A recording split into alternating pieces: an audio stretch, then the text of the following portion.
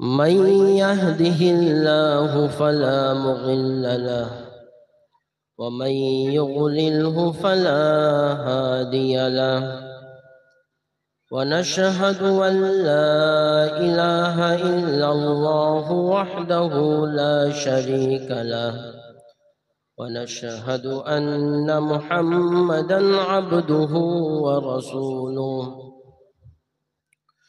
صلى الله عليه وعلى آله وأصحابه وبارك وسلم تسليما كثيرا كثيرا. أما بعد فقد قال الله تبارك وتعالى في كلامه المجيد وفي فرقانه الحميد: أعوذ بالله من الشيطان الرجيم. بسم الله الرحمن الرحيم. أحسب الناس أن يتركوا أن يقولوا آمنا وهم لا يفتنون. إن الله وملائكته يصلون على النبي يا أيها الذين آمنوا صلوا عليه وسلموا تسليما. اللهم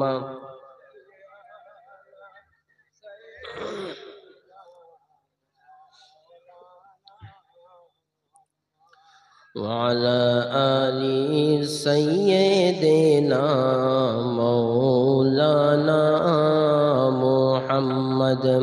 একটু মোহাম্মদের সাথে পড়েন আল্লাহুম্মা সাল্লি আলা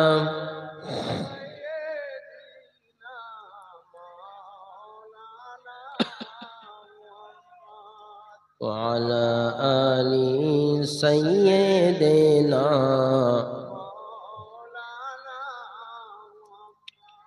لا إله إلا الله لا إله إلا الله জোরে জোরে পড়েন لا إله إلا الله لا إله إلا الله سبحان الله والحمد لله لا إله إلا الله سبحان الله والحمد لله لا إله إلا الله।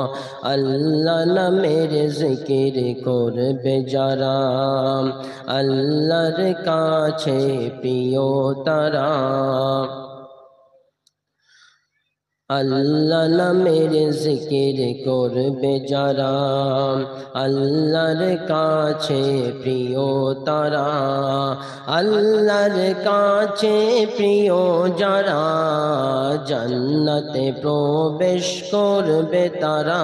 বলো লা ইলাহা ইল্লাল্লাহ লা ইলাহা ইল্লাল্লাহ লা ইলাহা ইল্লাল্লাহু মুহাম্মাদুর রাসূলুল্লাহ সাল্লাল্লাহু আলাইহি ওয়াসাল্লাম।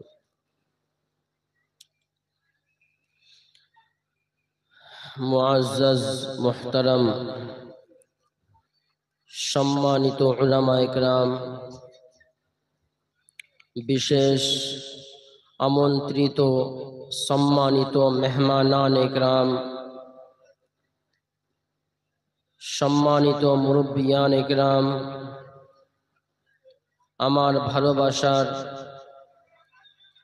বড় ভাই, স্নেহের ছোট ভাই, পর্দার অন্তরালে আমার মা এবং বোনেরা, আল্লাহ রব্বুল আলামিনের কাছে লক্ষ কোটি শুকরিয়া জ্ঞাপন করি যেই মহান মুনিব আমাদেরকে অত্যন্ত দয়া করে মেহেরবানি করে এত সুন্দর একটা বরকতপূর্ণ জলসায় মেহফিলে প্রোগ্রামে আসার ও বসার তৌফিক দিয়েছেন। সমস্ত রোগ বালা থেকে আমাদের সকলকে সুস্থ রেখেছেন এবং সমস্ত গুনাহ থেকে বাঁচিয়ে এত সুন্দর একটা বরকতপূর্ণ প্রোগ্রামে মেহফিলে আসার তৌফিক দিয়েছেন। করোনা ভাইরাসের মতন খতরনাক ভাইরাস থেকে আমাদের সকলকে সুস্থ রেখেছেন, নিরাপত্তার চাদরে আবৃত করে রেখেছেন। সেই মহান মুনিব আল্লাহ রব্বুল আলামিনের জন্য মোহাব্বতের সাথে উচ্চস্বরে কণ্ঠকে উজাড় করে দিয়ে একবার মোহাব্বতের সাথে কালিমাতুশ শুকর আদায় করি, বলেন আলহামদুলিল্লাহ।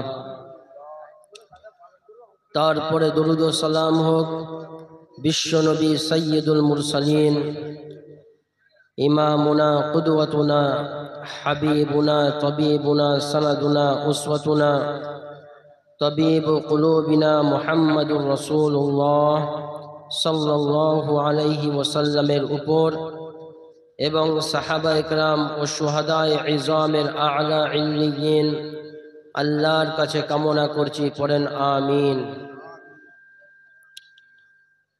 আল্লাহ রব্বুল আলামিনের কাছে সব সময় শুকরিয়া আদায় করতে হবে যে আল্লাহ রব্বুল আলামিন আমাদেরকে ঈমানের মতন এমন একটা বড় দৌলত নিয়ামত আমাদেরকে দান করেছেন, নামাজের মতন এমন একটা শ্রেষ্ঠ ইবাদত আমাদেরকে উপহার স্বরূপ দান করেছেন, ইসলাম ধর্মের মতন শ্রেষ্ঠ ধর্ম আমাদেরকে দান করেছেন, কোরআনের মতন শ্রেষ্ঠ কিতাব আমাদেরকে দান করেছেন, বলেন আলহামদুলিল্লাহ।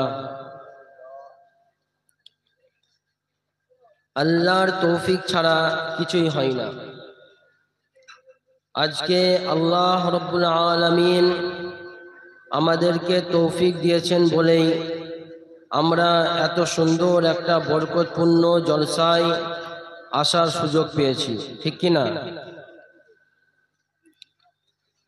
আল্লাহ যদি তৌফিক না দিতেন, এখনো দেখেন অনেক মানুষ এমন আছে, সবাই জানে যে এখানে একটা জলসার আয়োজন করা হয়েছে, তারপরেও কিছু কিছু মানুষকে দেখবেন ক্লাবের ভিতরে বসে বসে আড্ডা দিচ্ছে, কিংবা কোনো চায়ের দোকানে বসে বসে আড্ডা মারছে। কিন্তু আল্লাহ রব্বুল আলামিন আমাদেরকে তৌফিক দিয়েছেন বলেই আমরা এখানে আসতে পেরেছি, ঠিক কি না বলেন? আল্লাহর তৌফিক ছাড়া কিছুই হয় না। এবং আল্লাহ রব্বুল আলামিন আমাদেরকে অনেক বড় বড় নিয়ামত দান করেছেন। কি কি নিয়ামত? যেমন আল্লাহ রব্বুল আলামিন আমাদেরকে যে সমস্ত নিয়ামতগুলো দান করেছেন, মাইকটা কুকু করছে কেন? নিয়ন্ত্রণে রাখে মাইকটা। হ্যাঁ,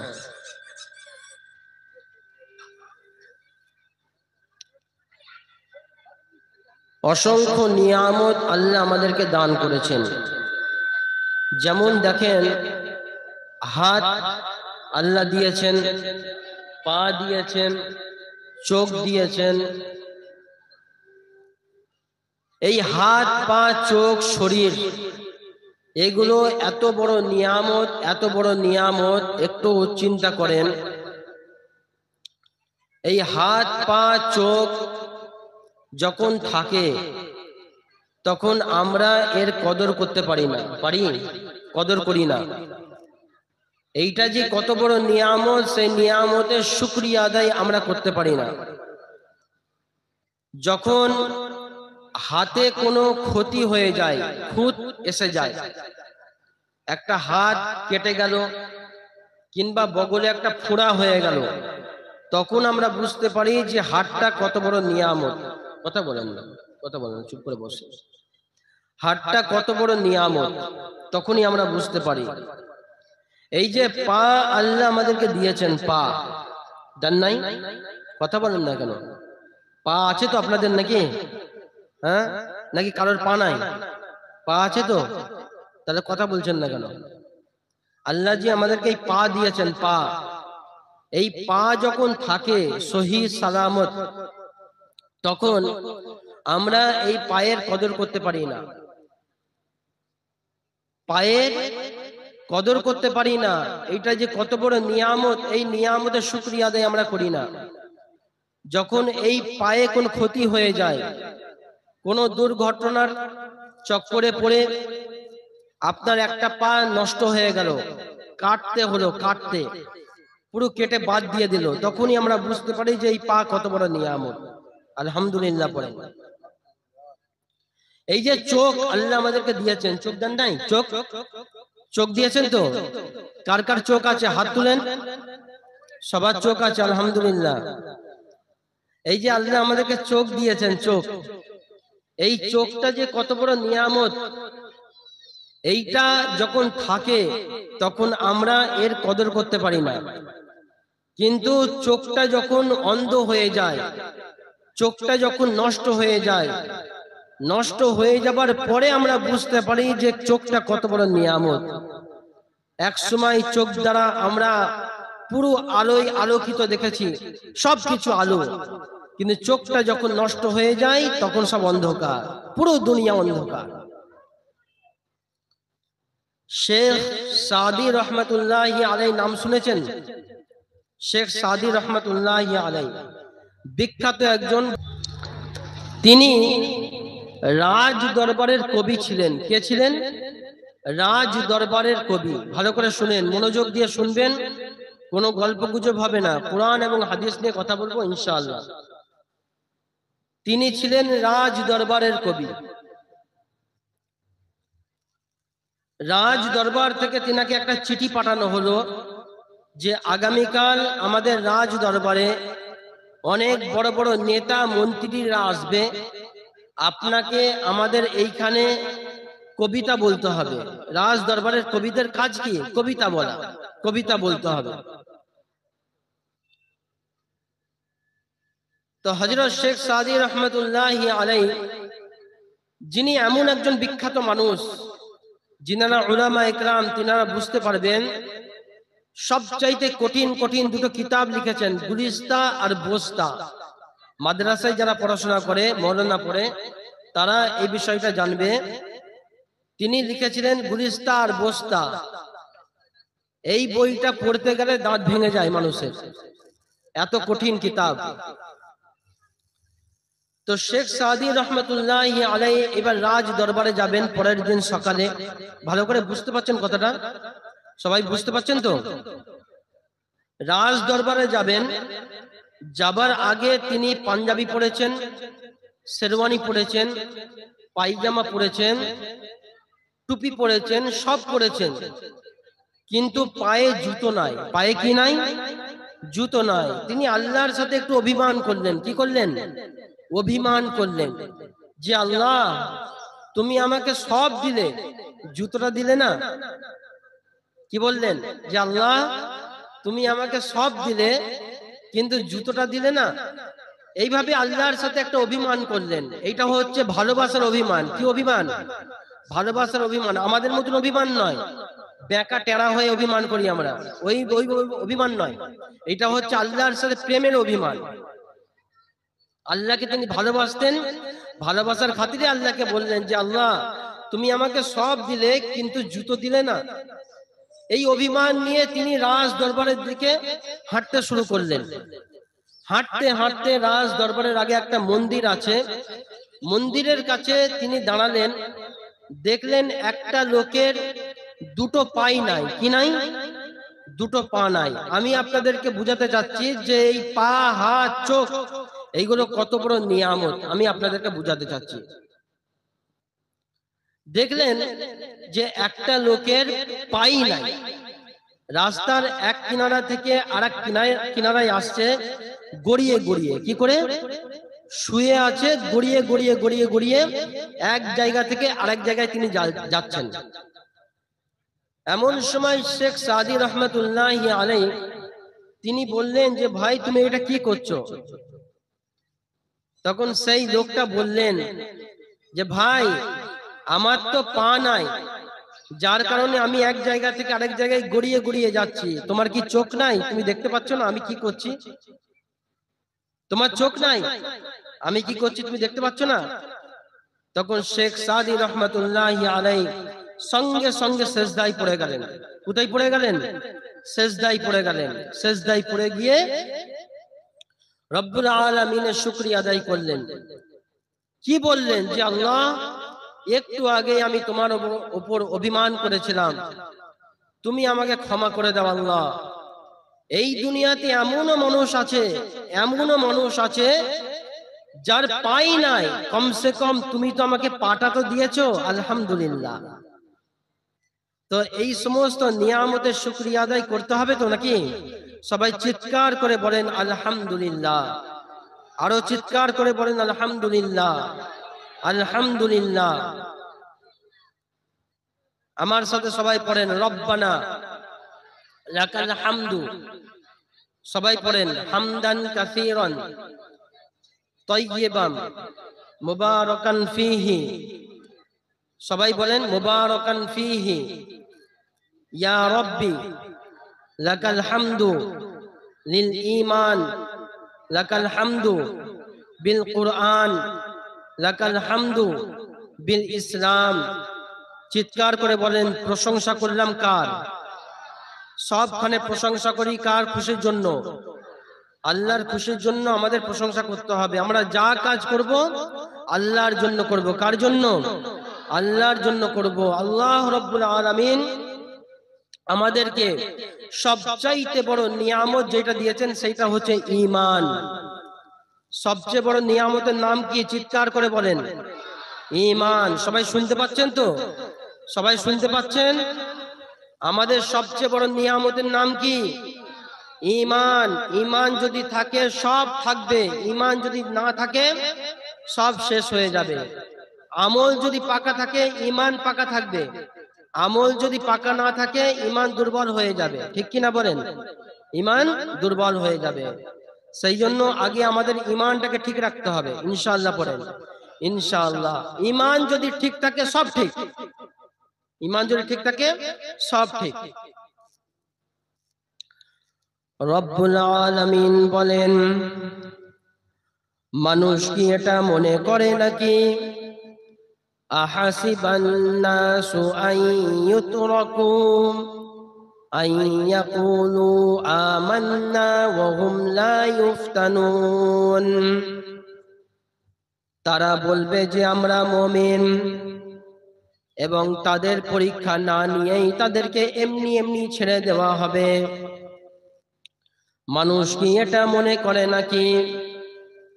তার মানে আল্লাহ রাব্বুল আলামিন বলতে চান, যারা নিজেদেরকে মুমিন দাবি করবে অবশ্যই অবশ্যই তাদের ঈমানের পরীক্ষা নেওয়া হবে।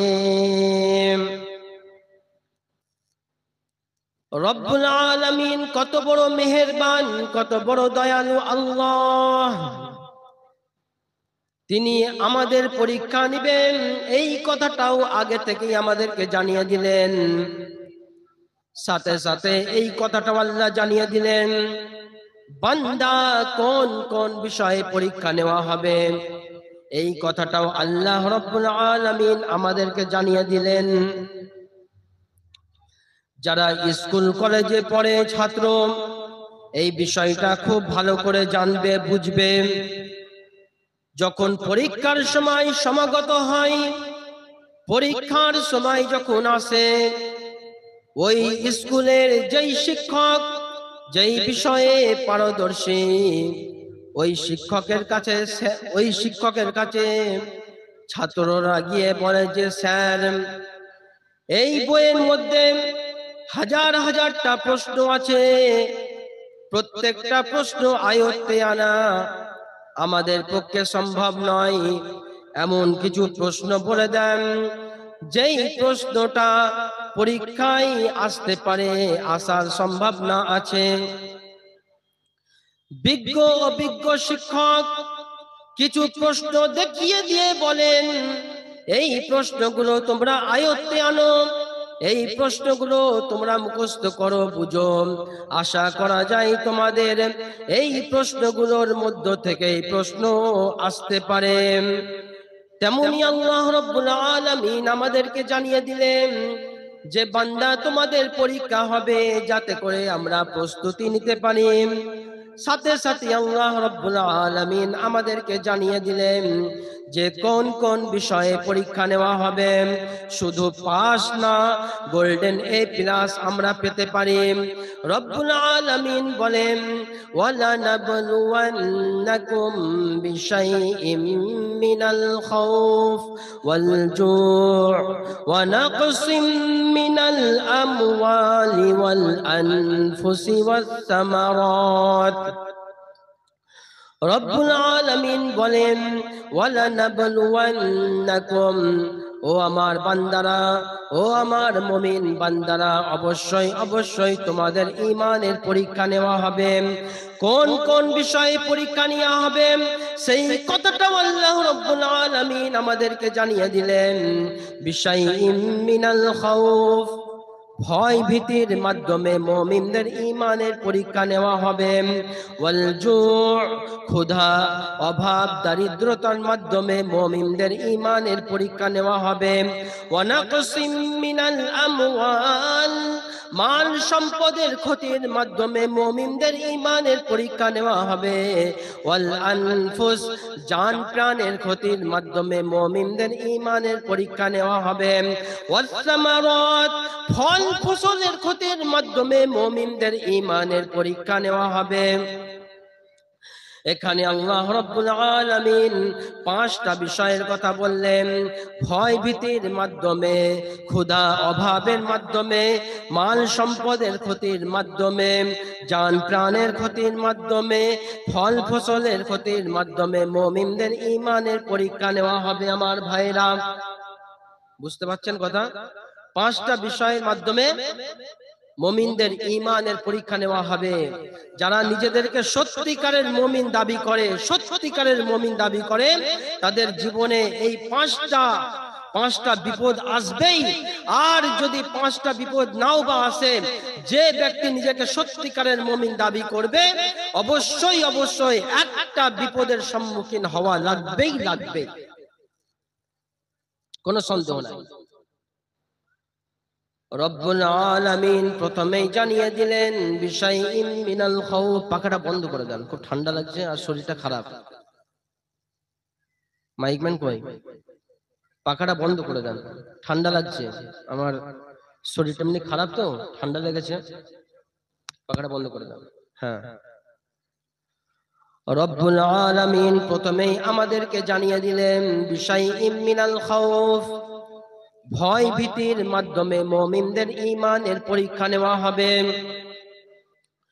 কোন মুমিন ঈমান আনার পর সে যদি ঈমানের নির্দেশনা অনুযায়ী চলতে চায়, সে যদি ঈমানের দাবি অনুযায়ী চলতে চায়, তাহলে অবশ্যই অবশ্যই দুনিয়ার জালিমদের ভয় ভীতির সম্মুখীন তাকে হওয়া লাগবেই লাগবে। সম্পূর্ণ দিনের উপর চলতে গেলে হাজারো বাধা বিপত্তি আসবেই। সম্পূর্ণ দিনের উপর চলতে গেলে, পরিপূর্ণ দিনের উপর চলতে গেলে হাজার বাধা বিপত্তি আসবেই। শুধু তাই না, নিজের পরিবারের মধ্য থেকেও বাধা বিপত্তি আসবে। একটা যুবক দাড়ি রাখবে, কি রাখবে? দাড়ি রাখবে। একটা যুবক দাড়ি রাখতে চায়, বাইরেকার কোনো মানুষের কোনো অভিযোগ নাই, কোনো বাধা নাই, কোনো প্রবলেম নাই, কোনো সমস্যা নাই, কিন্তু তার পরিবারের মধ্যে তার আব্বা মা বলল যে বেটা, এই বয়সে তুই দাড়ি রাখছিস, দেখতে খারাপ লাগছে, তোর কোম্পানিতে চাকরি হবে না, তোকে মেয়ে পছন্দ করবে না, বলেন তো একবার অন্তর দিয়ে বলেন আপনারা যে দাড়ি রাখলে সৌন্দর্য আছে না নাই? দাড়ির মধ্যে সৌন্দর্য আছে না নাই? আল্লাহ রসুলের প্রত্যেকটা সুন্নতের মধ্যে সৌন্দর্য আছে, সুবহানাল্লাহ পড়েন, প্রত্যেকটা। তেমন দাড়ির মধ্যে সৌন্দর্য আছে। যারা দাড়ি রাখেন নাই তিনাদেরকে আমি ছোট করছি না, রসুলের সুন্নতের মধ্যে সৌন্দর্য আছে সেটা আমি বলছি, ঠিক কি না বলেন? হ্যাঁ। তো তার আব্বা মা বললো যে বেটা এখন তুই দাড়ি রাখছিস, দেখতে খারাপ লাগছে, কোম্পানিতে চাকরি হবে না, মেয়ে তোকে পছন্দ করবে না, বিয়ে হবে না। সেই ক্ষেত্রে এই যুবকের পরিপূর্ণ দিনের উপর চলার জন্য সবচাইতে বড় বাধা ভয়ের কারণ হয়ে গেল তার পরিবার, ঠিক কি না? রব্বুল আলামিন দেখতে চান যে বান্দারা হাজার ভয় ভীতির সম্মুখীন হওয়ার পরেও ঈমান থেকে বিচ্যুত হয়ে যায় কিনা। সাহাবায়ে কেরামদের অসংখ্য শত শত হাজার হাজার ঘটনা আছে, তিনারা ঈমানের পরীক্ষা কেমন করে দিয়েছেন। এমনও ঘটনা আছে নিজেদের জীবন দিয়ে দিতে প্রস্তুত ছিলেন কিন্তু ঈমানটাকে ছাড়তে রাজি ছিলেন না। এমনও ঘটনা আছে প্রচন্ড ভয় ভীতির সম্মুখীন হওয়ার পরেও নিজেদের জীবন দিয়ে দিতে প্রস্তুত ছিলেন কিন্তু তিনারা নিজেদের ঈমান ছেড়ে দেন নাই, সুবহানাল্লাহ। সাহাবায়ে কেরামদের অসংখ্য ঘটনা আছে। রোম সম্রাটের সঙ্গে হযরত উমর রাদিয়াল্লাহু তাআলা আনহুর শাসন আমলে মুসলমানদের একটা যুদ্ধ হয়েছিল। একদল মুসলমান রোম সম্রাটের হাতে আটক হয়ে গিয়েছিলেন, রোম সম্রাটের হাতে গ্রেফতার হয়ে গিয়েছিলেন। সে মুসলমানদের ঈমানের পরীক্ষা নিবে। কিসের পরীক্ষা? ঈমানের পরীক্ষা নিবে রোম সম্রাট। আটককৃত মুসলমানদেরকে রোম সম্রাটের সামনে হাজির করা হলো। রোম সম্রাট জিজ্ঞাসা করে, তোমাদের এই কাফেলার আমিরকে, তোমাদের এই দলের নেতাকে? কারণ সে খুব ভালো করে জানতো যে কোনো দলের নেতাকে যদি আয়ত্তে আনতে পারি তাহলে সবাই কন্ট্রোল হয়ে যাবে, সবাই কন্ট্রোল হয়ে যাবে। তোমাদের এই দলের নেতাকে, তোমাদের এই কাফেলার আমিরকে? একটা যুবক দাঁড়িয়ে গেলেন, দাঁড়িয়ে গিয়ে বললেন, আমি হলাম এই কাফেলার আমির। তোমার নাম কি যুবক? তিনি বললেন, আমার নাম আব্দুল্লাহ ইবনে হুযাফা। রোম সম্রাট আব্দুল্লাহ ইবনে হুযাফাকে হাসি মুখে নিজের পাশে বসালেন, বসিয়ে বললেন, তুমি তো জানো তুমি আমার হাতে বন্দী হয়ে গিয়েছো, তোমার মুসলমান যে সমস্ত সাথীরা এসেছে সবাই গ্রেফতার হয়ে গিয়েছে। তুমি যদি মুক্তি পেতে চাও, তুমি যদি মুক্তি পেতে চাও তাহলে আমার কথা শুনো।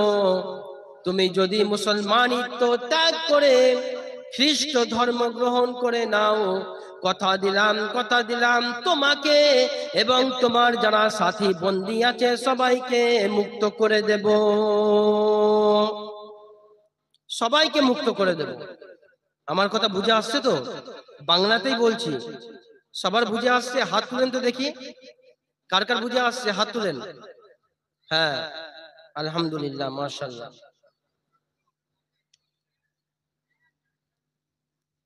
তুমি যদি আমার কথা মেনে নাও, তুমি যদি খ্রিস্টান ধর্ম গ্রহণ করে নাও, তাহলে তুমি আমার ভালোবাসার পাত্র হয়ে যাবে। তুমি যদি খ্রিস্টান ধর্ম গ্রহণ করে নাও, আমি তোমাকে ভালোবাসবো, তুমি আমার মোহাব্বতের মানুষ হয়ে যাবে। তুমি চিন্তা করছো আব্দুল্লাহ, তুমি যদি খ্রিস্টান হয়ে যাও তোমার এলাকার লোকেরা তোমাকে মেনে নিতে পারবে না। চিন্তা করার কোনো কারণ নাই আব্দুল্লাহ, তুমি যদি খ্রিস্টান ধর্ম গ্রহণ করে নাও, তাহলে আমার একটা সুন্দরী মেয়ে আছে, আমার একটা রূপসী মেয়ে আছে, ওই মেয়ের সঙ্গে তোমার বিয়ে দিয়ে দিব, ওই মেয়ের সঙ্গে তোমার বিয়ে দিয়ে দিব। আর বিয়ের দিনে এই বিশাল রোম সাম্রাজ্যের অর্ধেক সম্পদের মালিক তোমাকে আমি বানিয়ে দেব আব্দুল্লাহ। আর আমার মৃত্যুর পর তুমি হয়ে যাবে এই বিশাল রোম সাম্রাজ্যের একচ্ছত্র অর্ধেক অধিপতি।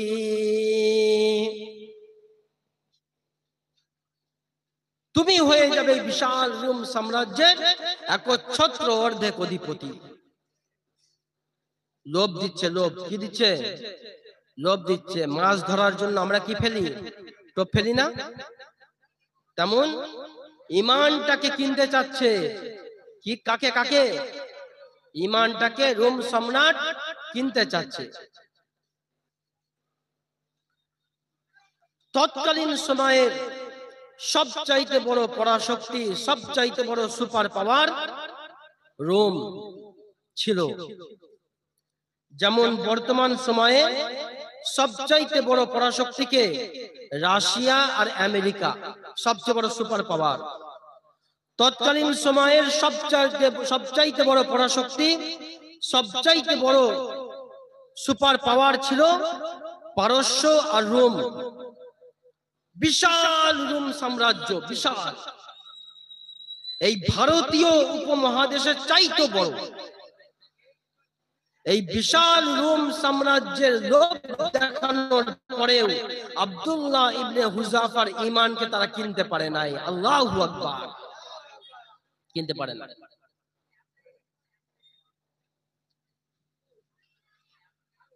রোম সম্রাট হযরত আব্দুল্লাহ ইবনে হুযাফাকে যখন এই প্রস্তাবটা দিলেন, হযরত আব্দুল্লাহ ইবনে হুযাফা তিনার ঈমানে জোয়ার এসে গেল। তিনার শরীর থেকে ঘাম বের হতে শুরু হয়ে গেল, তিনার কপাল থেকে ঘাম বের হতে শুরু হয়ে গেল, এই চোখ দুটো লাল বর্ণ হয়ে গেল। ঈমানি আওয়াজে বসে থাকা আব্দুল্লাহ সঙ্গে সঙ্গে দাঁড়িয়ে গেলেন। দাঁড়িয়ে গিয়ে বলেন, হে রোমের কুকুর, তুই দুনিয়ার বিনিময়ে আমার ঈমানটাকে কিনতে চাস? একটা কথা ভালো করে শুনে রাখ, শুধু রোম সাম্রাজ্য নয়, পুরো দুনিয়ার মালিক তুই যদি আমাকে বানিয়ে দিস, তারপরেও তোর মতন বেঈমানের হাতে আমি আমার ঈমানটাকে বিক্রয় করব না। সুবহানাল্লাহ। যে যেই জিনিসটা কোনোদিন দেখে নাই, হঠাৎ করে সেই জিনিসটা যদি দেখে, যে যেই জিনিসটা কোনোদিন কল্পনাও করে নাই, হঠাৎ করে যদি সেই জিনিসটা দেখে, তাহলে সে চিন্তা করে, তাহলে হয়তো আমরা বলি, আমরা যে জিনিসটা কোনোদিন দেখি নাই হঠাৎ করে যদি দেখেনি, তাহলে আমরা তখন কি বলি? স্বপ্ন দেখলাম না তো? বলি কি বলি না? হঠাৎ করে যদি দেখি একটা জিনিস যেটা হবার কথা নয়, সেটা হয়ে গিয়েছে, হঠাৎ করে যদি আমরা দেখি। রোমের মানুষ কোনোদিন চিন্তাও করে নাই যে তাদের সম্রাটকে কেউ ধমক দিতে পারে, চিন্তাও করে নাই। যখন তারা দেখছে তাদের সম্রাটকে একজন ধমক দিচ্ছে, তখন তারা হতভাগ হয়ে গিয়েছে, ভাষা হারিয়ে ফেলেছে। তারা ভাষা হারিয়ে ফেলেছে যে আমাদের সম্রাটকে একজন ধমক দিয়েছে, ভাষা হারিয়ে ফেলেছে। হযরত আব্দুল্লাহ ইবনে হুযাফা যখন ধমক দিলেন, শুধু রোম সাম্রাজ্য নয়, তুই যদি আমাকে পুরো দুনিয়ার মালিক তুই যদি আমাকে বানিয়ে দিস, তারপরেও তোর মতন বেঈমানের হাতে আমি আমার ঈমানটাকে বিক্রয় করব না। রোম সম্রাট এই কথাটা শোনার পরে, এই ধমকটা শোনার পরে রোম সম্রাট রাগান্বিত হয়ে রাগে ক্ষোভে অন্দরমহলে চলে যান। অন্দর মহল থেকে একটা ফরমান জারি করে দিয়েছে, একটা চিঠি পাঠিয়ে দিয়েছে। চিঠির মধ্যে লেখা আছে, ওই বেটার এত বড় সাহস, রোম সম্রাটের সামনে নিজের ইমানের ক্ষমতা দেখায়, রোম সম্রাটের সামনে নিজের ইমানের পাওয়ার দেখায়, ওই বেটাকে এক্ষুনি জেলে বন্দি কর, ওই বেটাকে এক্ষুনি জেলে বন্দি কর, ওর খাবার বন্ধ করে দে, পানি বন্ধ করে দে, ওর সব কিছু বন্ধ করে দে, ওকে খাবার দিবার দরকার নাই, পানি দিবার দরকার নাই, ওকে জেলের মধ্যে বন্দি করে দে। আমি দেখতে চাই ওর ঈমানের ক্ষমতা কত সময় পর্যন্ত থাকে। রোম সম্রাট তাকে জেলের মধ্যে বন্দি করে দিয়েছে। দেখেন ঈমানের পরীক্ষা ইনারা কেমন করে দিয়েছেন, এমনি এমনি দেন নাই। ইসলামটা আমাদের কাছে এমনি এমনি এসেছে? কথা বলেন না কেন? ইসলামটা কি আমরা এমনি এমনি পেয়েছি? কত মানুষের কুরবানি আছে, কত মানুষ রক্ত ঝরিয়েছে, কত সাহাবা একরাম, অসংখ্য অসংখ্য সাহাবা একরামদেরকে এই ইসলামের জন্য শহীদ করেছে। আমরা তো রেডিমেড পেয়েছি, আমরা কি করে বুঝবো? ঠিক কি না? আমরা তো ইসলামটাকে রেডিমেড পেয়েছি। ইসলামটা এমনি এমনি এসেছে নাকি? সাহাবা একরামদের জীবনী পড়ে দেখেন, অনেক বড় বড় আল্লাহর ওলিদের জীবনী পড়ে দেখেন, ইসলামটাকে তারা প্রচার করার জন্য কত কষ্ট করেছে।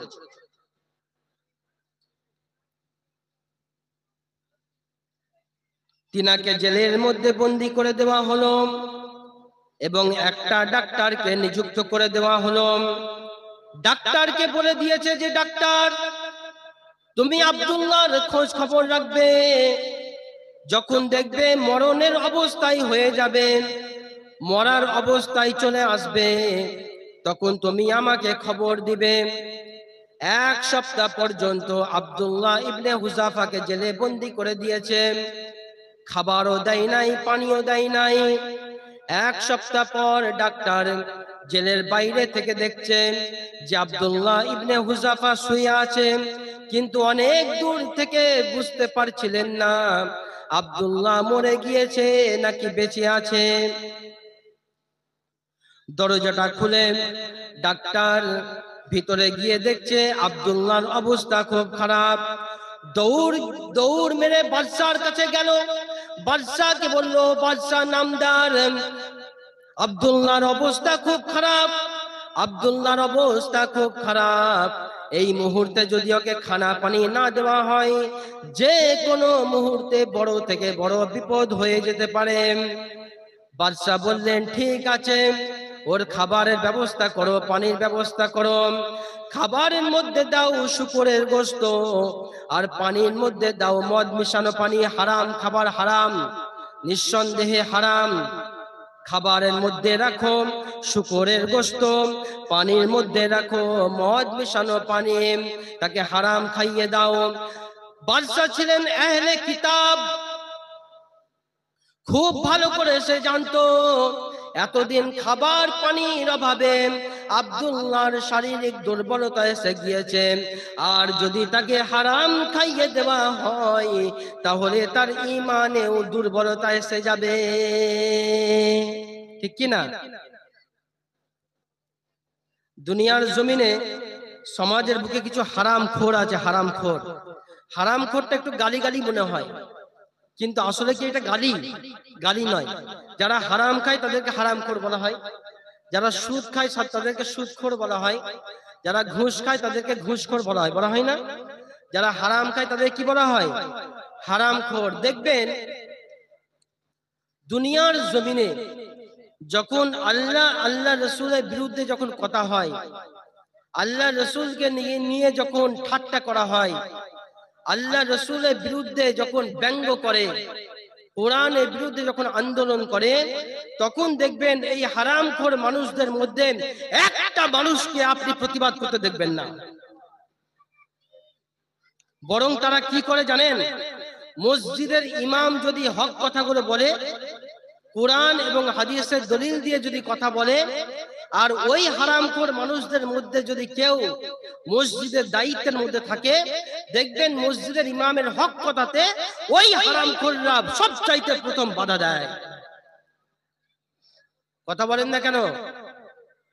ঠিক কি না? একদিকে আল্লাহ রসুলের বিরুদ্ধে কথা হচ্ছে, আল্লাহ রসুলকে গাল দিচ্ছে, আল্লাহ রসুলের বিরুদ্ধে ব্যঙ্গ করা হচ্ছে, আল্লাহ রসুলকে নিয়ে ঠাট্টা করা হচ্ছে, কোরআনের বিরুদ্ধে আন্দোলন করা হচ্ছে। ওইদিকে তাদের প্রতিবাদ করার কোনো যোগ্যতা তারা রাখে না, নিজেও করে না। আর যদি কেউ প্রতিবাদ করতে চায় তাকেও বাধা দেয়, তাকে ইমানদার শয়তানও বলবে না। সেই জন্য হারাম খাইয়ে ঈমান নষ্ট করার চেষ্টা করছে বাদশা, হারাম খাইয়ে। ডাক্তার শুকরের গোশত আর মদ মিশানো পানি নিয়ে যখন আব্দুল্লাহ ইবনে হুযাফার সামনে হাজির হয়, আব্দুল্লাহ ইবনে হুযাফাকে বলে, ও আব্দুল্লাহ, তোমার অবস্থা খুব খারাপ। এই মুহূর্তে তুমি যদি খানা পানি না খাও। পিছনে ছেলেরা তো কথা বলছে কেন? হ্যাঁ, বয়ান ওরা করুক, নাহলে আমি করি। বকর বকর করছে তখন থেকে কানের কাছে। এত ডিস্টার্ব করে কিভাবে বয়ান করবো? দরুদ শরীফ পড়েন একবার, আল্লাহুম্মা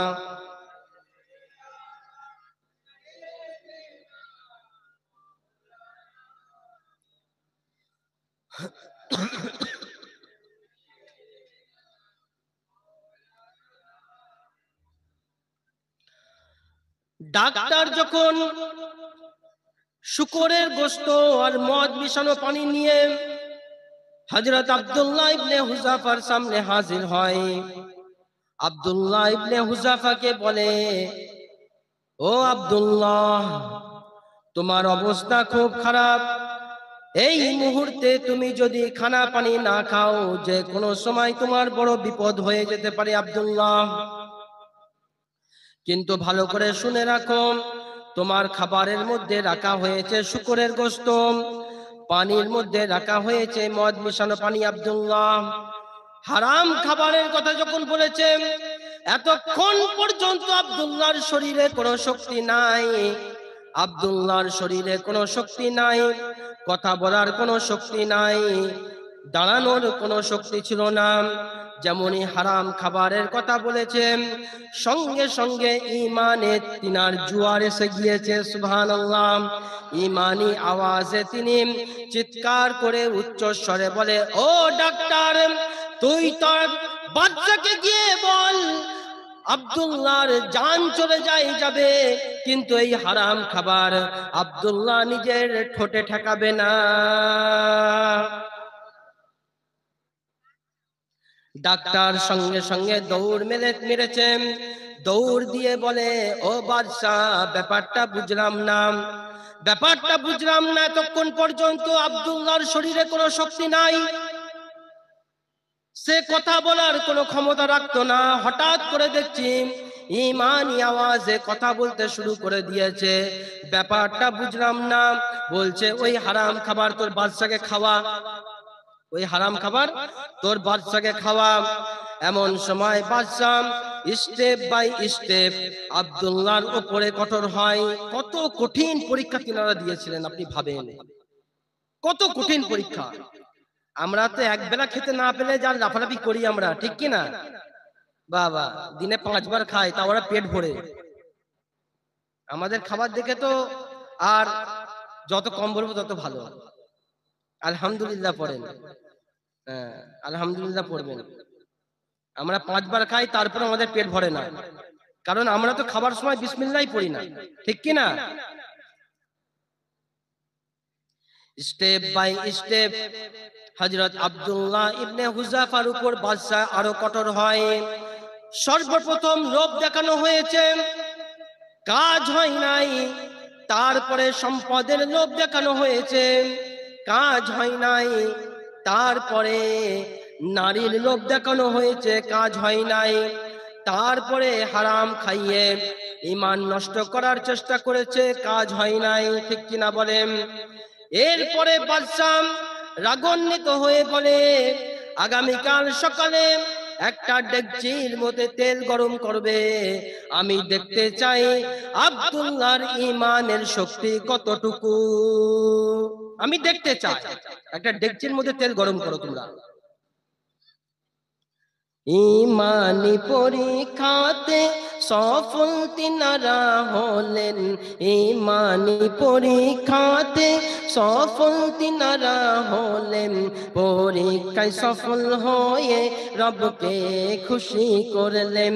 হাজার বাধার পরেও পিছপা হলেন, জান দিয়ে দিতে রাজি, ঈমান না ছাড়লেন।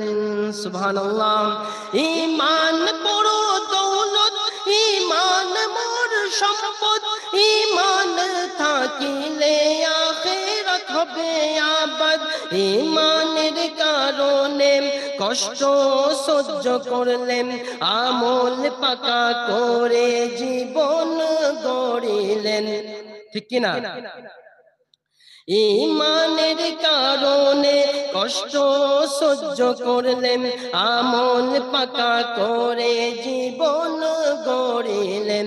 হাজার বাধার পরেও পিছপা হলেন, জান দিয়ে দিতে রাজি, ঈমান না ছাড়লেন। সুবহানাল্লাহ পড়েন।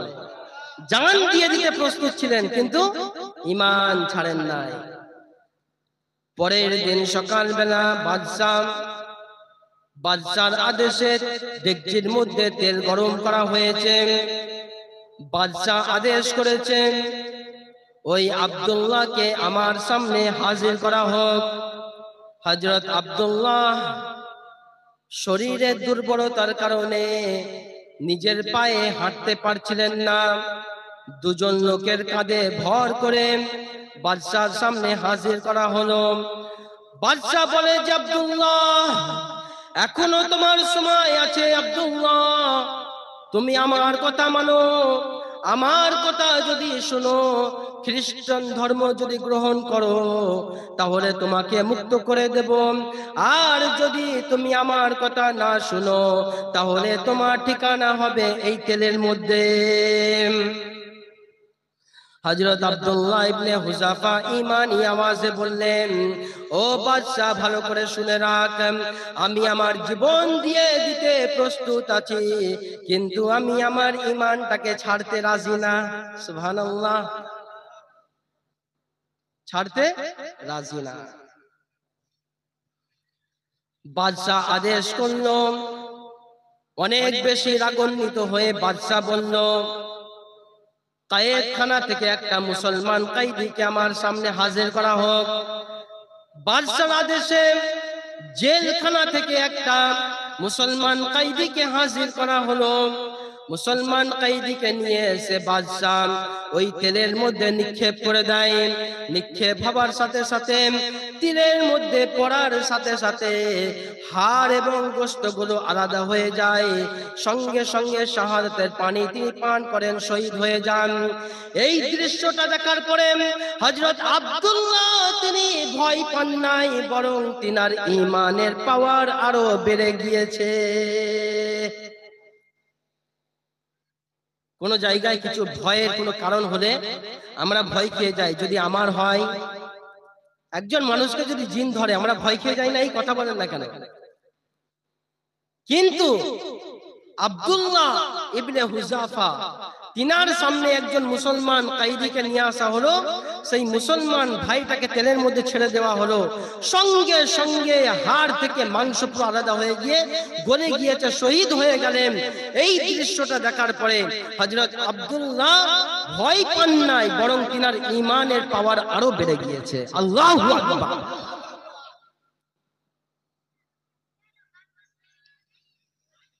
যখন এই দৃশ্যটা তিনি দেখলেন, বাদশা বলে, আব্দুল্লাহ, তোমার এখনো সময় আছে, তুমি আমার কথা মেনে নাও। যদি মেনে নাও তাহলে তোমাকে মুক্ত করে দেব, আর যদি তুমি না মানো তাহলে তোমার ঠিকানা হয়ে যাবে এই তেলের মধ্যে। আব্দুল্লাহ ইবনে হুযাফা বললেন, ও বাদশা, ভালো করে শুনে রাখো, আমি আমার জীবন দিয়ে দিতে প্রস্তুত আছি, কিন্তু নিজের ঈমানটাকে তোর মতন বেঈমানের হাতে বিক্রয় করব না। তখন বাদশা চিন্তায় পড়ে গেল। বাদশা বলছে এর মধ্যে মৃত্যুর কোনো ভয় নাই, কিন্তু ভালো করে মনে করে শুনে রাখেন, যারা সত্যিকারের মুমিন, যারা প্রকৃত মুমিন, তারা বাস্তবেও মৃত্যুকে ভয় পায় না। ঠিক কিনা? যারা প্রকৃত মুমিন তারা বাস্তবেও মৃত্যুকে ভয় পায় না। ভাই নাকি? বাস্তবেও মৃত্যুকে তারা ভয় পায় না। যারা প্রকৃত মুমিন, সত্যিকারের মুমিন, যতই ভয় দেখানো হোক তাকে যতই ভয় দেখানো হোক, তারা কিন্তু ভয় পায় না। যারা প্রকৃত মুমিন, সুবহানাল্লাহ পড়েন। বাদশা চিন্তায় পড়ে গেল, যদি আমি মৃত্যুদণ্ড দিয়ে দিই, একে যদি হত্যা করে দিই, তাহলে তো পরাজয় হবে না, বরং হবে বিজয় লাভ করবে, এর মিশন সাকসেসফুল হয়ে যাবে। তখন বাদশা চিন্তা করে বলল যে আব্দুল্লাহ, আমি তোমাকে মুক্ত করে দেব, কোনো শাস্তি তোমাকে আমি দেব না। আরবদের রীতি অনুযায়ী তুমি আমার কপালে একটা চুম্বন করো। হযরত আব্দুল্লাহ ইবনে হুযাফা চিন্তা করলেন যে আমি বাদশার কপালে চুম্বন করি, আমি আমার জীবনের বিনিময়ে তার কপালে চুম্বন করব না। আমি যদি চুম্বন করি তাহলে একটা শর্ত রাখবো। বাদশাকে বলে যে বাদশা, অবশ্যই তোমার কপালে একটা চুম্বন করব, কিন্তু শর্ত হলো জেলখানার মধ্যে যত কয়েদি আছে, মুসলমান বন্দী আছে, সবাইকে মুক্ত করে দিতে হবে, সবাইকে মুক্ত করে দিতে হবে। বাদশা বলছেন অবশ্যই মুক্ত করে দেব, তোমার শর্ত অনুযায়ী মুক্ত করে দেব, কিন্তু তুমি আমার কপালে একটা চুম্বন করো। হযরত আব্দুল্লাহ ইবনে হুযাফা বাদশার কপালে চুম্বন করলেন। শর্ত অনুযায়ী সমস্ত মুসলমান কয়েদিদেরকে মুক্ত করে দেওয়া হলো। এই ঘটনাটা বলার উদ্দেশ্য হচ্ছে, যারা সত্যিকারের মুমিন দাবি করবেন, প্রথমে আল্লাহ রাব্বুল আলামিন বলেন বিশাইইন মিনাল খাউফ, ভয় ভীতির মাধ্যমে মুমিনদের ঈমানের পরীক্ষা নেওয়া হবে। ঠিক কি না? যারা মুমিন, ভয় ভীতির মাধ্যমে মুমিনদের ঈমানের পরীক্ষা নেওয়া হবে। আমার তো টাইম শেষ হয়ে গেল, আর 10 মিনিট বাকি আছে। ভয় ভীতির মাধ্যমে মুমিন যারা হবে তারা কিন্তু মৃত্যুকে ভয় পায় না। আমরা এত অহংকার কিসের আমাদের? আল্লাহ বলছেন ওয়াকানাল ইনসানু যায়ীফা, আমি মানুষকে সবচাইতে দুর্বল বানিয়েছি। সামান্য একটু যদি মাথায় যন্ত্রণা না হয়, কাটা মুরগির মতন ছটফট করে, আর সেই মানুষ বলে যে এই সব কিছু আমার। আরে ভাই, একবার চোখ বন্ধ হয়ে যাবার পরে সব পরিচয় শেষ। কিসের আমার? একবার যদি চোখ বন্ধ হয়ে যায় সব পরিচয় শেষ। আমার বলে লাভ নাই। আমার বলে যখন কাউকে পাবো না,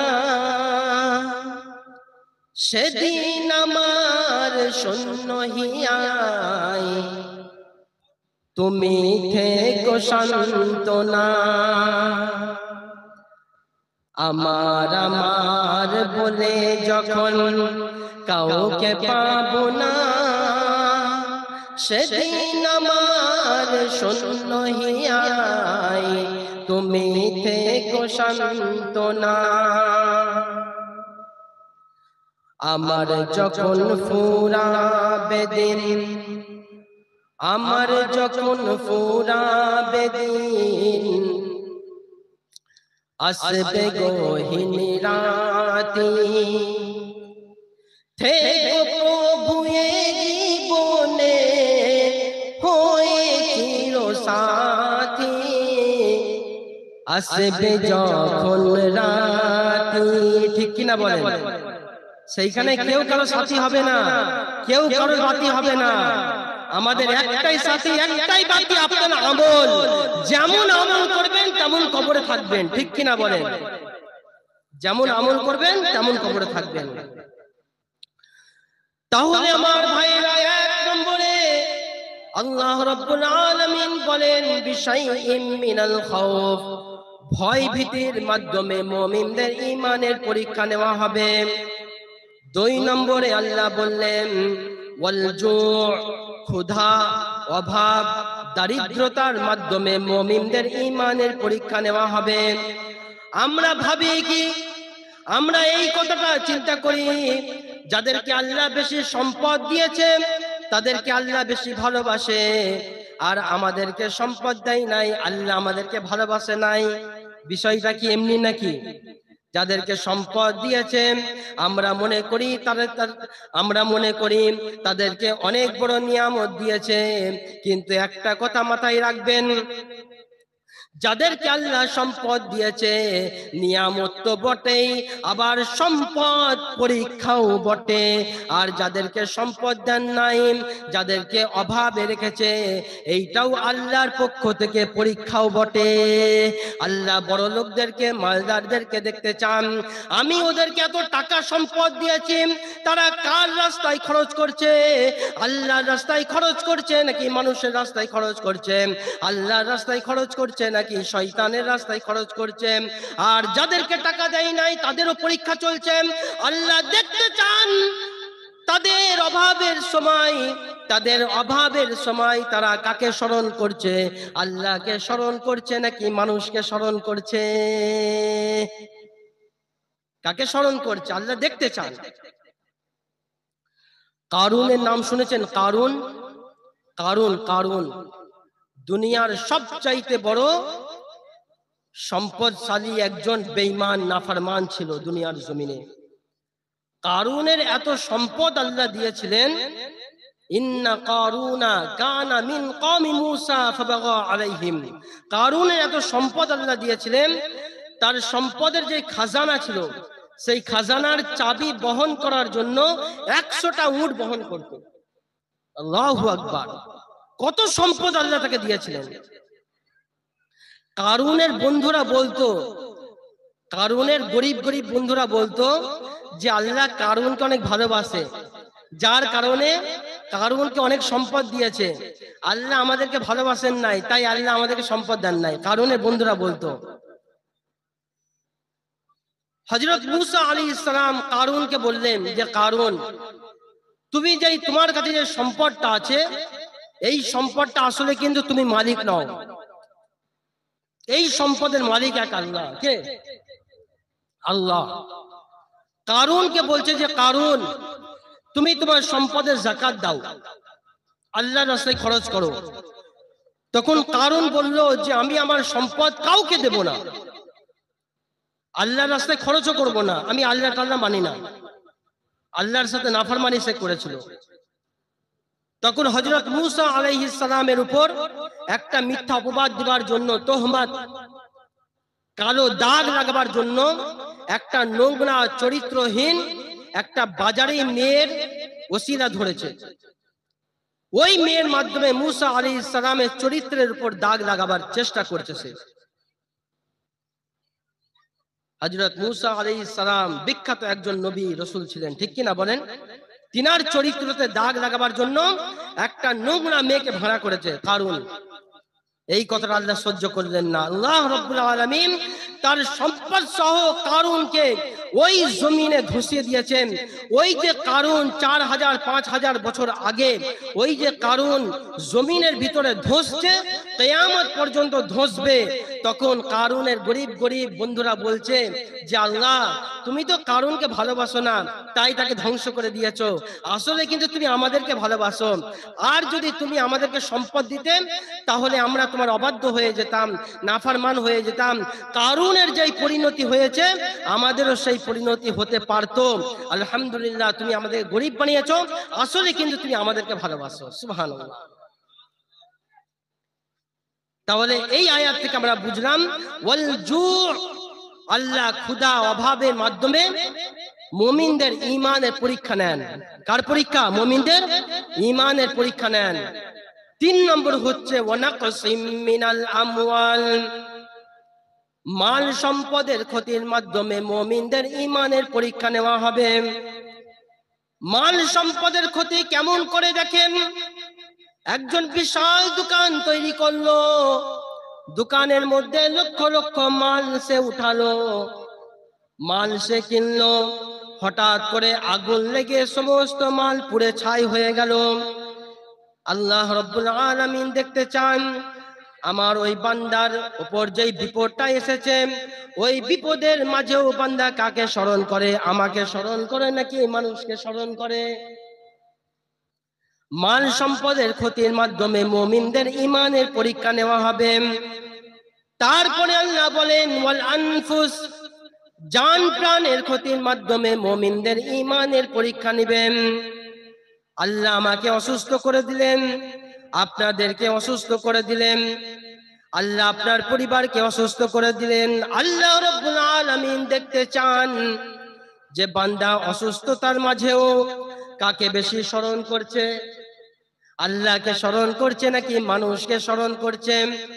আল্লাহকে ভালোবাসছে নাকি মানুষকে ভালোবাসছে? কার জিকির সবচাইতে বেশি করছে? হযরত আইয়ুব আলাইহিস সালাম, তিনাকে আল্লাহ রাব্বুল আলামিন এত কঠিন রোগে ফেলে দিয়েছিলেন, তারপরেও সব সময় তিনি এক আল্লাহর জিকির করেছেন, ঠিক কিনা বলেন?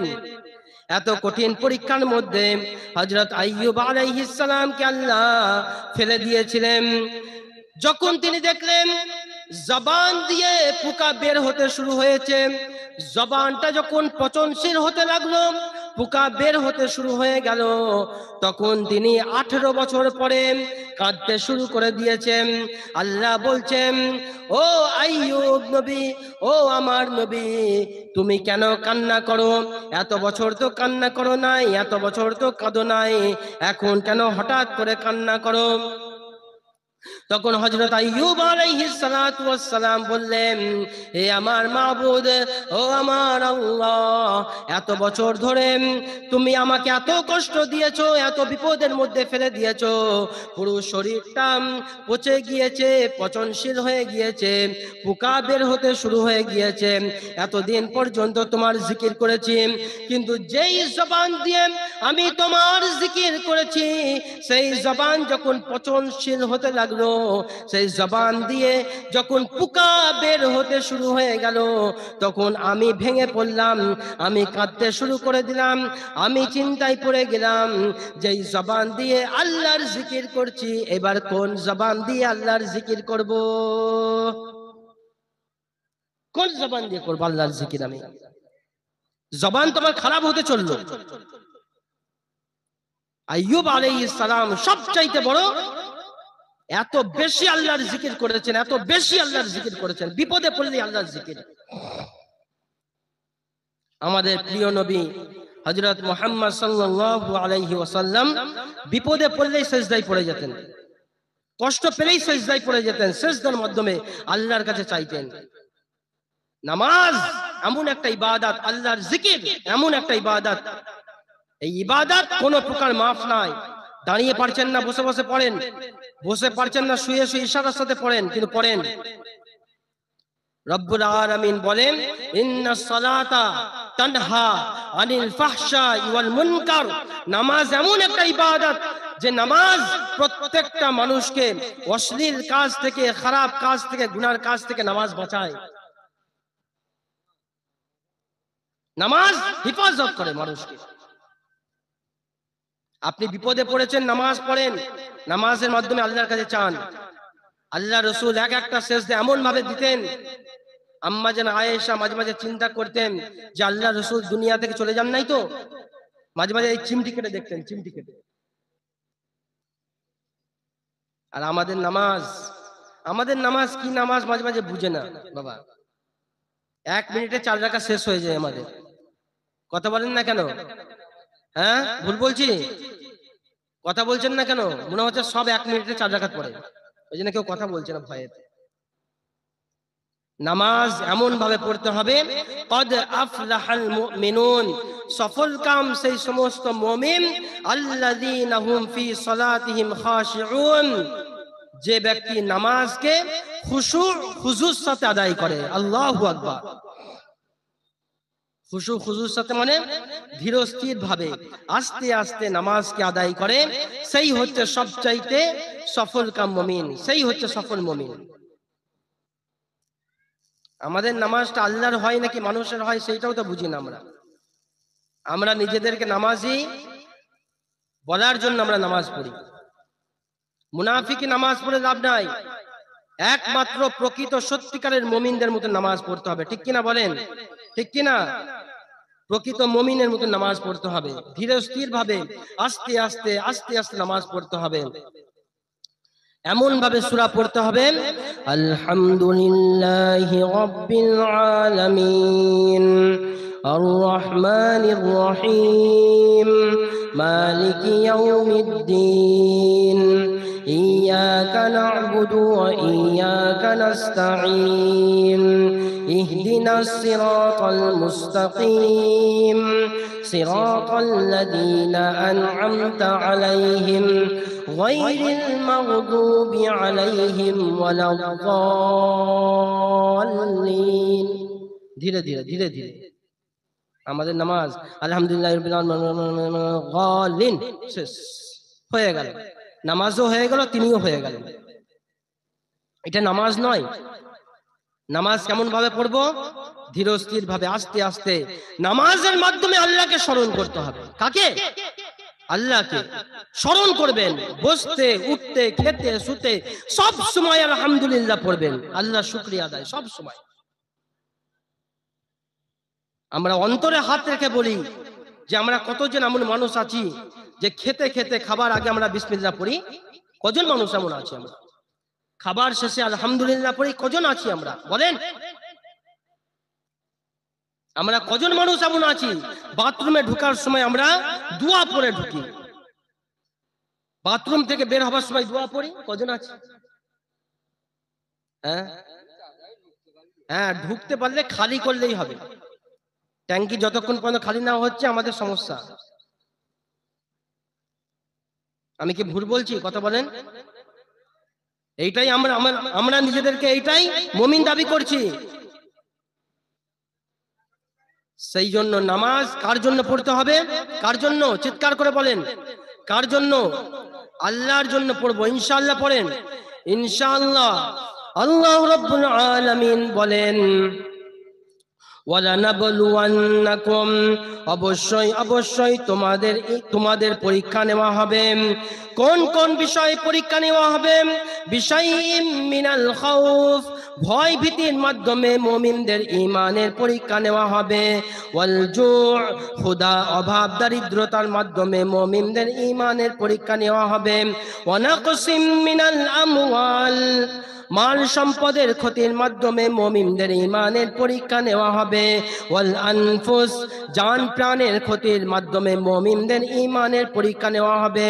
ওয়াস সামারাত, ফল ফসলের ক্ষতির মাধ্যমে মুমিনদের ঈমানের পরীক্ষা নেওয়া হবে। এই পাঁচটা বিষয়ের মাধ্যমে আল্লাহ রাব্বুল আলামিন মুমিনদের ঈমানের পরীক্ষা নেবেন। আমরা এমন কোন মানুষ আছি যে বিপদের মধ্যে নাই? হাত তুলেন, কে কে বিপদের মধ্যে নাই? সবাই আমরা বিপদের মধ্যে, কোনো না কোনো টেনশনে ঠিক ভুগছি, কোনো না কোনো টেনশনে ঠিক ভুগছি। মুমিনের 9টা বৈশিষ্ট্য: আত-তাইবুন আল-আবিদুন আল-হামিদুন আস-সাইহুন আর-রাকিউন আস-সাজিদুন আল-আমিরুন বিল মা'রুফ ওয়ান-নাহুন আনিল মুনকার ওয়াল হাফিজুন লিহুদুদিল্লাহ ওয়া বাশশিরিল মুমিনিন। এই 9টা বৈশিষ্ট্য যদি কারোর ভিতরে থাকে, আল্লাহ রাব্বুল আলামিন ওই মুমিন বান্দাকে সুসংবাদ দিয়েছেন, উত্তম প্রতিদানের সুসংবাদ। 1 নম্বর হচ্ছে আত-তাইবুন, তওবাকারী মুমিন। তওবাকারী মুমিন, যে মুমিন তওবা করে, তওবাকারী মুমিনকে আল্লাহ ভালোবাসেন। কোন মুমিনকে? কোন মুমিনকে? যারা তওবা করে, তওবাকারী মুমিনকে আল্লাহ ভালোবাসেন। তওবাকারী বান্দাদের জন্য 3টে পুরস্কার আছে। কয়টা? 3টে পুরস্কার আছে। 1 নম্বর আত-তাইবু হাবিবুল্লাহ, তওবাকারী বান্দা আল্লাহর বন্ধু হয়ে যায়। সুবহানাল্লাহ। একটা হচ্ছে হাবিব, হাবিব মানেও বন্ধু, খলিল মানেও বন্ধু। সদিক মানে বন্ধু। হাবিব ওই বন্ধুকে বলা হয় যে আল্লাহকে বন্ধু বানাবার চেষ্টা করেছে, আর হাবিব ওই বন্ধুকে বলা হয় আল্লাহ রাব্বুল আলামিন যাকে বন্ধু বানিয়েছেন। আর খলিল তাকে বলা হয় যে আল্লাহকে বন্ধু বানাবার চেষ্টা করেছে। যেমন হযরত ইব্রাহিম আলাইহিস সালাম আল্লাহকে বন্ধু বানিয়েছেন কি বানান নাই? কথা বলেন। আল্লাহ রাব্বুল আলামিন বলেন ওয়াত্তাখাযাল্লাহু ইব্রাহিমা খলিলা। আল্লাহ রাব্বুল আলামিন বলেন ইব্রাহিম আলাইহিস সালামকে আমি বন্ধু হিসাবে গ্রহণ করলাম। আর হাবিব মানে হচ্ছে আল্লাহ যাকে বন্ধু বানিয়েছেন তিনি হচ্ছেন হযরত মুহাম্মদ সাল্লাল্লাহু আলাইহি ওয়াসাল্লাম। ঠিক কিনা বলেন? তেমনি ভাবে আল্লাহ রসুল বলেন যে বান্দা তওবা করে, তওবাকারী বান্দার প্রথম পুরস্কার হচ্ছে আল্লাহ রাব্বুল আলামিন ওই বান্দাকে বন্ধু বানিয়ে নেন। আত-তাইবু হাবিবুল্লাহ। 2 নম্বর হচ্ছে আল্লাহ রসুল সাল্লাল্লাহু আলাইহি ওয়াসাল্লাম বলেন আত-তাইবু মিনাজ যামবি কামান লা যামবালা। যে বান্দা তওবা করে, গুনাহ থেকে তওবা করে, তওবাকারী বান্দার গুনাহ এমন ভাবে আল্লাহ রাব্বুল আলামিন মিটিয়ে দেন যেন সে কোনোদিন গুনাহ করে নাই। সুবহানাল্লাহ পড়েন। 3 নম্বর হচ্ছে ইন্না ইবাদি লাইসা লাকা আলাইহিম সুলতান। আল্লাহ রাব্বুল আলামিন শয়তানকে বলছে ও শয়তান, যে বান্দা আমার কাছে তওবা করে, এই তওবাকারী বান্দা যখন আমার কাছে তওবা করে তুই আমার বান্দাকে তোর সাথী বানাতে পারবি না, কারণ আমি ওই বান্দাকে সুসংবাদ দিচ্ছি ওয়াবাশশিরিল মুমিনিন, সুসংবাদ দিচ্ছি ওই বান্দাকে জান্নাত দিবার সুসংবাদ দিচ্ছি। সুবহানাল্লাহ পড়েন। সেই জন্য 1 নম্বর হচ্ছে আত-তাইবুন, তওবাকারী বান্দাকে আল্লাহ ভালোবাসেন। 2 নম্বর হচ্ছে আল আবিদুন, ইবাদত গুজার বান্দাকে আল্লাহ ভালোবাসেন। 3 নম্বর হচ্ছে আল হামিদুন, শুকরগুজার বান্দাকে আল্লাহ ভালোবাসেন। 4 নম্বর হচ্ছে আল হামিদুন আস-সাইহুন, দুনিয়া থেকে সম্পর্ক ছেদকারী বান্দাকে আল্লাহ ভালোবাসেন। আমরা দুনিয়ার জন্য পাগল, কিন্তু আল্লাহ বলছেন যারা দুনিয়ার সাথে সম্পর্ক ছিন্ন করে আখিরাতের সাথে সম্পর্ক বজায় রাখে আল্লাহ ওই বান্দাকে ভালোবাসেন। তারপরে আল্লাহ রাব্বুল আলামিন বলেন আল হামিদুন আস-সাইহুন আর-রাকিউন আস-সাজিদুন, রুকুকারী বান্দাকে আল্লাহ ভালোবাসেন, সিজদাকারী বান্দাকে আল্লাহ ভালোবাসেন। আল আমিরুনা বিল মারুফ, সৎ কাজের আদেশকারী বান্দাকে আল্লাহ ভালোবাসেন। ওয়ান নাহুনা আনিল মুনকার, অসৎ কাজ থেকে নিষেধকারী বান্দাকে আল্লাহ ভালোবাসেন। ওয়াল হাফিজুনা লিহুদুদিল্লাহ, আর আল্লাহ রাব্বুল আলামিনের দেওয়া সীমা সমূহের হিফাজতকারী বান্দাকে আল্লাহ রাব্বুল আলামিন ভালোবাসেন। যেই মুমিন বান্দার মধ্যে এই 9টা বৈশিষ্ট্য থাকবে আল্লাহ রাব্বুল আলামিন বলেন ওয়াবাশশিরিল মুমিনিন। ও নবী সাল্লাল্লাহু আলাইহি ওয়াসাল্লাম, আপনি এই মুমিন বান্দাদেরকে সুসংবাদ দিয়ে দেন। সেই জন্য আমরা আমল করার চেষ্টা করব ইনশাআল্লাহ। আমাদের বিশেষ অতিথি হযরত মাওলানা মুমতাজুল ইসলাম দামাত বারাকাতুহুমুল আলিয়া, ইনি আমার অনেক অন্তরের মানুষ। সেই বর্ধমানে দেখা হয়েছিল, আলহামদুলিল্লাহ ভালোবাসাটাই থাকবে, ঠিক কি না? ইনশাআল্লাহ আল্লাহ আমাদের সবাইকে আমল করার চেষ্টা করেন। আমিন পড়েন। ওয়া আখিরু